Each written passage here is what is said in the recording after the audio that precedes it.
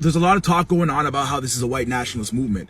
Now, people are focusing on the 2 or 3 people with the Nazi flag that they saw in a group of 1 million people. Let me break down something called sample size. Now, when you've got 1 million people and you've got 3 people in that group carrying a Nazi flag, because everybody loves science, sciences are called outliers. The bigger your sample size is, the more outliers you're gonna find. That's just statistics. Meaning, if you have a big enough sample size, you can find a fucking Teletubby. Why? Because you have such a big population, you can find just about anything. Guess what? They did the same shit with the PCR test. If you use a PCR test and you magnify it big enough, you can find just about anything.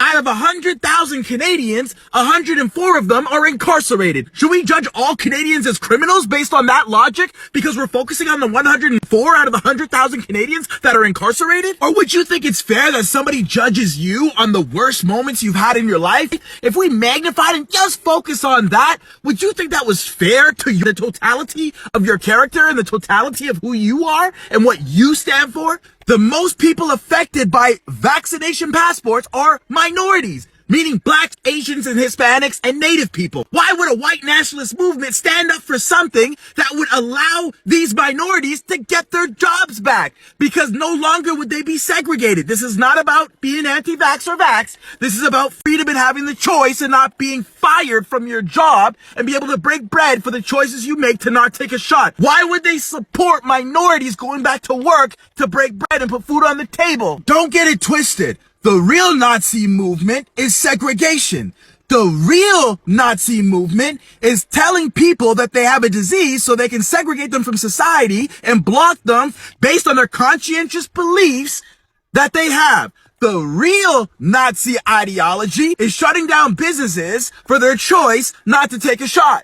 The real Nazi ideology is breaking things like the Nuremberg Code, the Healthcare Consent Acts, universal law, and common law. That's the real Nazi ideology, not someone standing up for freedoms. So now you see people that are standing up for freedom and actually following the law. And the people that are following the law and standing up for their rights are now being seen as a white nationalist Nazi movement. Are you fried? It's time to really pay attention to what you're being told. And if you think it's a white nationalist movement, I already know you're brainwashed. It's really, you're just exposing yourself. And last time I checked, a white nationalist movement doesn't consist of a bunch of minorities holding up flags that say freedom. A white nationalist movement doesn't consist of a bunch of children holding up signs that say freedom. A white nationalist movement doesn't consist of children writing letters to truck drivers saying, "We know what you're doing is right. Thank you for standing up for us." A lot of people have been fooled for 2 years to believe that segregation is unity. Denying somebody the right to break bread and put food on the table for their conscientious belief, which is protected in universal law, the Canadian Charter of Rights and Freedoms, the Ontario Healthcare Consent Act, and the Nuremberg Code, segregating those people and punishing those people is